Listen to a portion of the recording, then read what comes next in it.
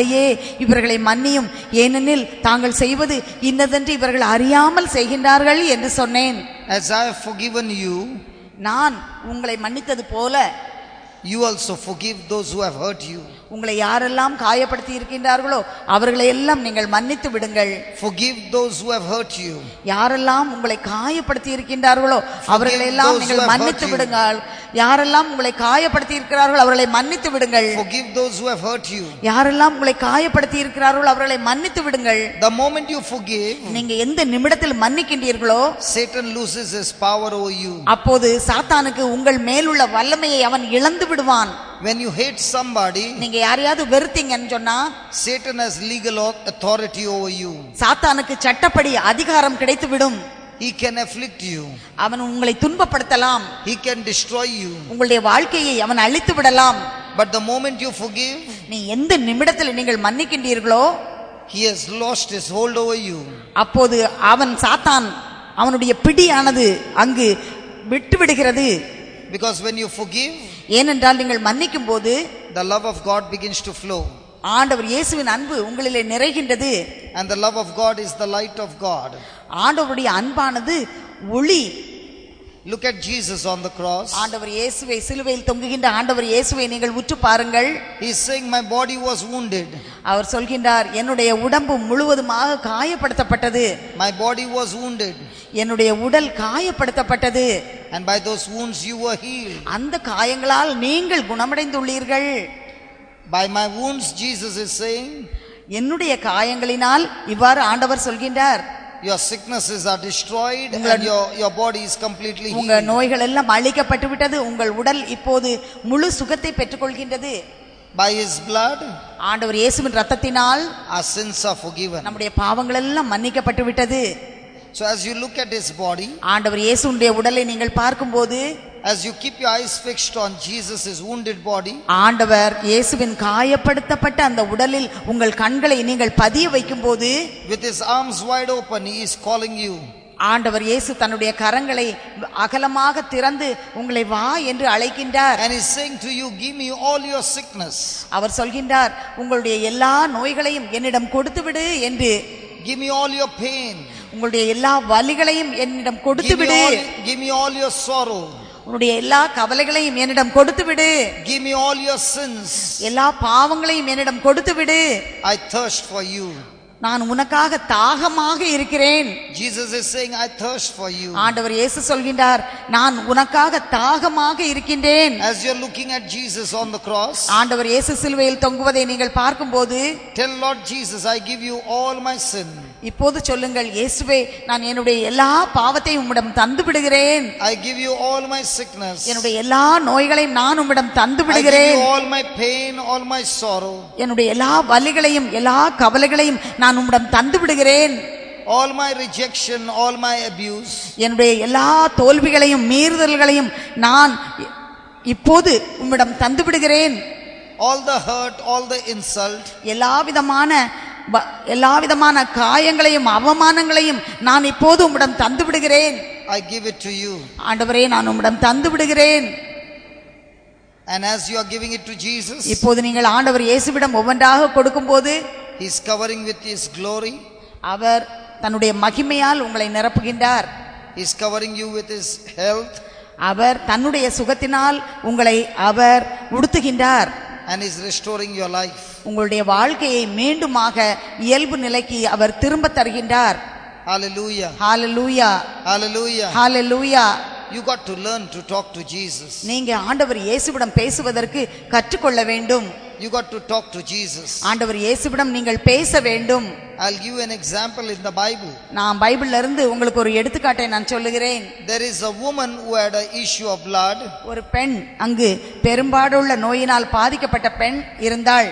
She was bleeding for 12 long years. 12 வருடங்களாக இரத்தப்போக்கு என்ற வியாதியினால் அவள் பாதிக்கப்பட்டிருந்தாள். She had been to many doctors. அவள் நிறைய மருத்துவர்களிடம் சென்று அவள் சிகிச்சை எடுத்தாள். She had spent all the money. அவள்கிட்ட இருந்த எல்லா பணத்தையும் தன்னுடைய நோய்க்கு அவள் செலவிட்டாள். A condition grew worse than before. ஆனால் அவளுடைய நிலைமை முன்பு இருந்ததை காட்டிலும் மிக வர வர மோசமானது. So 12 years had gone by. 12 வருடங்கள் கடந்து விட்டன. All hope was gone. அவளுடைய எல்லா நம்பிக்கையும் அவள் இழந்து விட்டாள். She was suffering day and night. அவள் இரவும் பகலும் வேதனையை அனுபவித்தாள். One day, ஒரு நாள், one day, ஒரு நாள், one day, ஒரு நாள், one day, ஒரு நாள் she heard about Jesus. ஆண்டவர் இயேசுவை பற்றி கேள்விப்பட்டாள். Today is that one day for you. இதுதான் அந்த ஒரு நாள் உங்களுக்கு. You are hearing about Jesus as நீங்கள் well. ஆண்டவர் இயேசுவை பற்றி இன்று நீங்கள் தெரிந்து கொள்கின்றீர்கள். She heard about Jesus. அவள் ஆண்டவர் இயேசுவை பற்றி கேள்விப்பட்டாள். Jesus healed his people. ஆண்டவர் இயேசு மக்களை குணப்படுத்துவதை கேள்விப்பட்டாள். He gave sight to the blind. கண் தெரியாதவர்களுக்கு பார்வை கொடுக்கின்றார். The deaf could hear. காது கேளாதவர்கள் கேட்கின்றார்கள். The dumb could speak. ஊமையர்கள் பேசுகின்றார்கள். The crippled could get up and walk. முடவர்கள் எழுந்து நடக்கின்றார்கள். She heard all about Jesus. ஆண்டவர் இயேசுவை பற்றி எல்லாவற்றையும் அவள் கேள்விப்பட்டாள். Even a person who was dead was raised from the dead. இறந்த ஒரு மனிதன் கூட அந்த இறந்ததிலிருந்து அவன் எழுப்பப்பட்டான் என்பதை கேள்விப்பட்டாள். When she heard all about Jesus, இது எல்லாவற்றையும் ஆண்டவர் இயேசுவை பற்றி கேள்விப்பட்ட பின் she changed the heart, she changed the mind, she changed the thinking. அவளுடைய இதயத்தை மாற்றிக்கொண்டாள், எண்ணத்தை மாற்றிக்கொண்டாள், யோசிப்பதை கூட அவள் மாற்றிக்கொண்டாள். She spoke to herself. அவளுக்குள்ளேயே அவள் பேசிக்கொண்டாள். She spoke to herself. அவளுக்குள்ளேயே அவள் பேசிக்கொண்டாள். This is a very, very important message. இது ரொம்ப முக்கியமான ஒரு செய்தி. She spoke to herself. அவள் அவளுக்குள்ளேயே பேசிக்கொண்டாள். 12 years she was speaking about her sickness. 12 ஆண்டுகளாக அவளுடைய நோயை பற்றியே அவள் பேசிக்கொண்டிருந்தாள். 12 years she was speaking about her pain. 12 ஆண்டுகளாக தன்னுடைய வலியை பற்றியே அவள் 12 years பேசிக்கொண்டிருந்தாள். she was speaking about a problem and hurts. 12 வருடங்களாக அவளுடைய பிரச்சனையை பற்றியும் அவளுடைய காயங்களை பற்றியும் அவள் பேசிக்கொண்டிருந்தாள். Praise God, when she heard about Jesus, ஆண்டவருக்கு நன்றி, அவள் இயேசுவை பற்றி கேள்விப்பட்டாள். she stopped speaking about her problems, அவள் பிரச்சனைகளை பற்றி பேசுவதை நிறுத்தினாள்.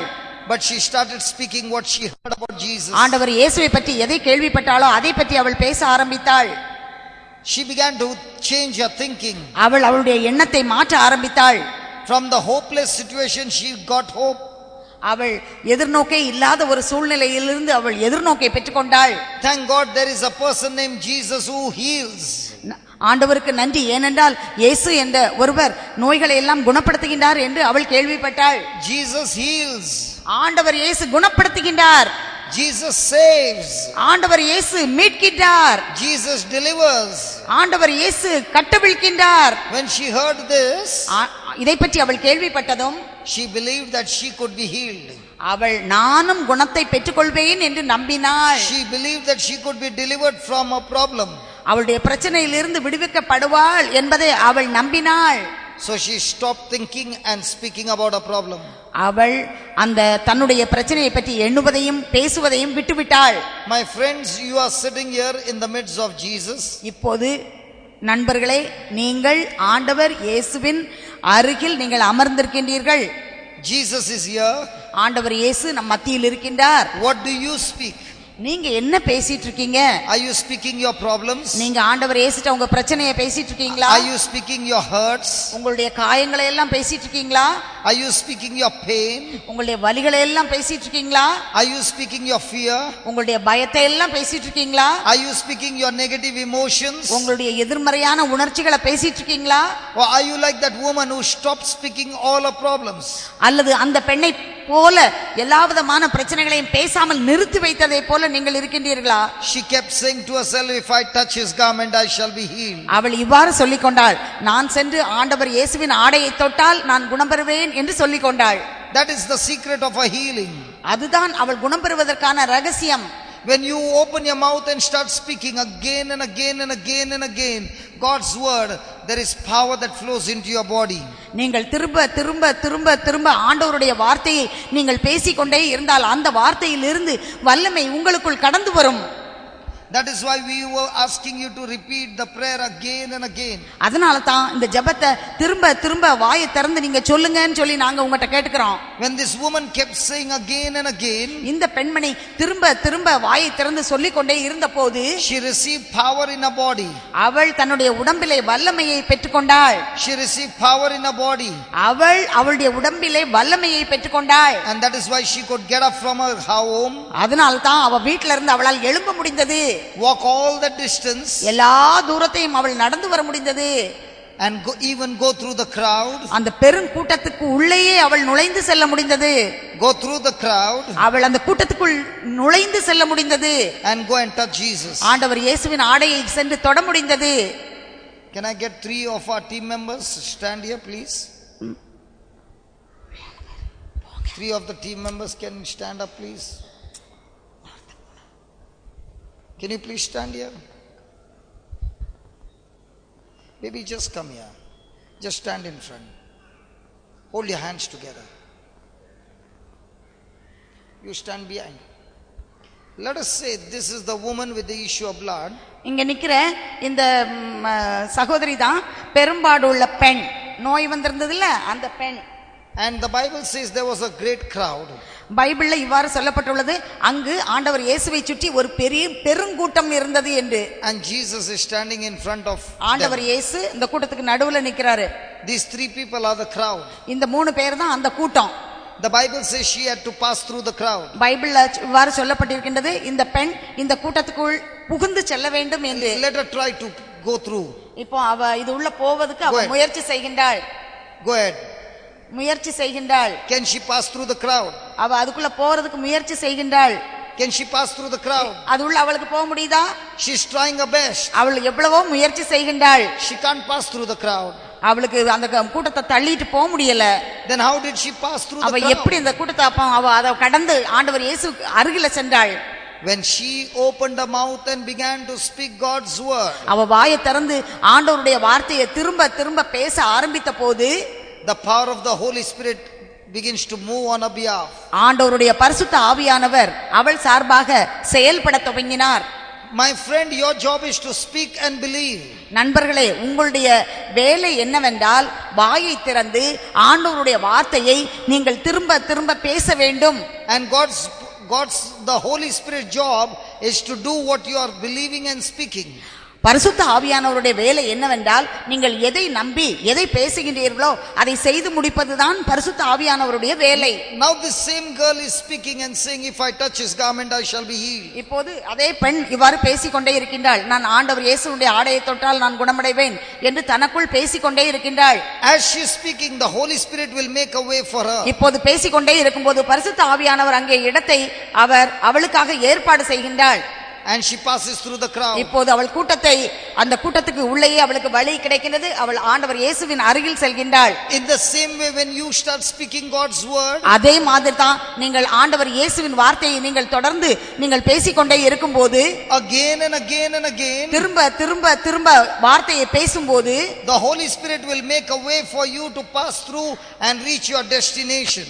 பரிசுத்த ஆவியானவர் உங்களுக்கென்று அவர் ஒரு வழியை ஏற்படுத்தி நீங்கள் எங்கே செல்ல வேண்டுமோ அந்த இடத்தை சென்று அடைவதற்கு அவர் உதவுவார்.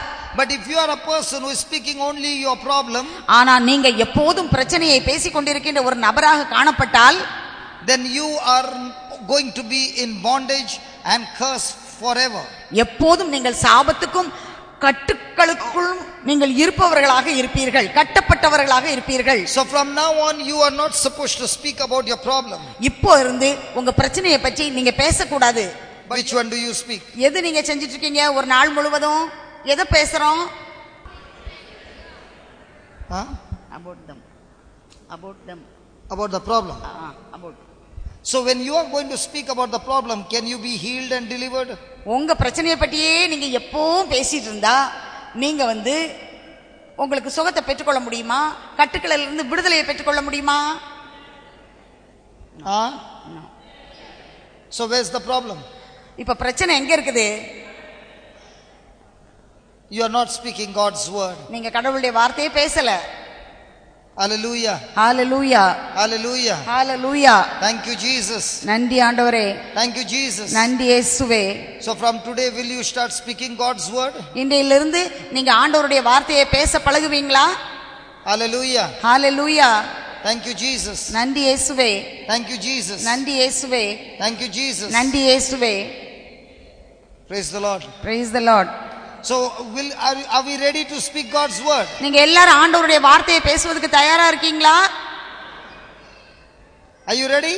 எல்லாம் ரெடியா பேசுறதுக்கு? From me now, by the blood of Jesus and the fire of the Holy Ghost. ஆண்டவர் இயேசுவின் இரத்தத்தினாலும் சொல்லுங்க,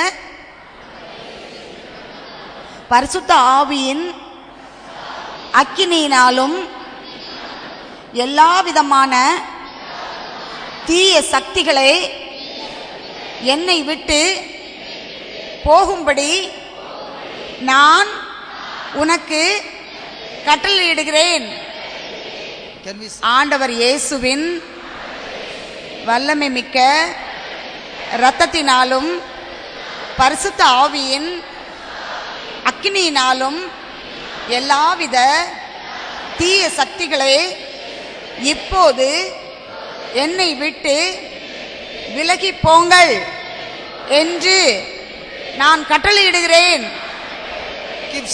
சொல்லுங்க, ஆண்டவர் இயேசுவின் வல்லமை மிக்க இரத்தத்தினாலும் பரிசுத்த ஆவியின் அக்கினியினாலும் எல்லாவித தீய சக்திகளை இப்போது என்னை விட்டு விலகி போங்கள், என்னை விட்டு விலகி போ என்று கட்டளையிடுகிறேன். என்னை விட்டு விலகி போ என்று கட்டளையிடுகிறேன். Keep saying that. திருப்பி சொல்லுங்க, ஆண்டவர் இயேசுவின் வல்லமை மிக்க இரத்தத்தினாலும் பரிசுத்த ஆவியின் அக்கினியினாலும் எல்லாவித தீய சக்திகளை இப்போது என்னை விட்டு வெளியே போ என்று நான் கட்டளையிடுகிறேன். சொல்லுங்க, ஆண்டவர் இயேசுவின் வல்லமை மிக்க இரத்தத்தினாலும் பரிசுத்த ஆவியின் அக்கினியினாலும் எல்லாவித தீய சக்திகளை இப்போது என்னை விட்டு விலகி போ என்று கட்டளையிடுகிறேன். Hallelujah. Hallelujah. Hallelujah. Hallelujah.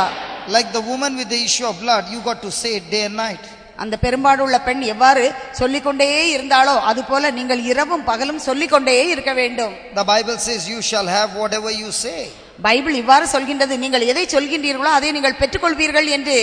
Praise the Lord. Praise the Lord. Hallelujah. Hallelujah. From the time we have been speaking these words, how many of you are already experiencing the healing? இப்படி நீங்க வந்ததுல இருந்து இந்த இறைவார்த்தையை கேட்டுட்டே இருக்கீங்க. எத்தனை பேர் என் உடம்புல நான் குணம் பெற்றுக்கிட்டே இருக்கிறேன், குணம் பெற்றுக்கிறேன் அப்படின்னு உணர்றீங்க?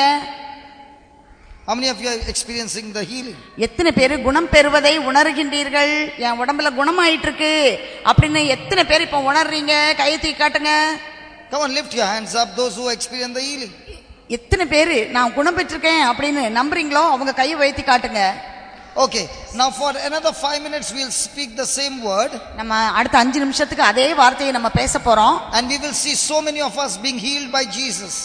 நாம் ஆண்டவர் இயேசுவினால் குணப்படுத்தப்படுவதை இப்போது அதை நாம் பார்க்க போகின்றோம். Are you ready? நீங்களா ரெடியா இருக்கீங்களா? There are some of you who already got the healing. இங்க இருக்கீங்க, கொஞ்சம் பேர் ஏற்கனவே குணமாயிட்டீங்க. But we want Jesus to heal everybody. ஆண்டவர் இயேசு எல்லாரையும் குணப்படுத்தணும்னு நாங்க விரும்புறோம். And Jesus is able to heal everybody. ஆண்டவர் இயேசு எல்லாத்தையும் குணப்படுத்த வல்லவர். If you open your mouth and start believing. நீங்க உங்க வாயை திறந்து இறைவார்த்தையை சொல்லி அதை நம்ப ஆரம்பிச்சீங்கன்னா நீங்க எல்லாரும் சுகத்தை பெற்றுக்கொள்வீர்கள். Are you ready? நீங்க தயாரா இருக்கீங்களா அதுக்கு?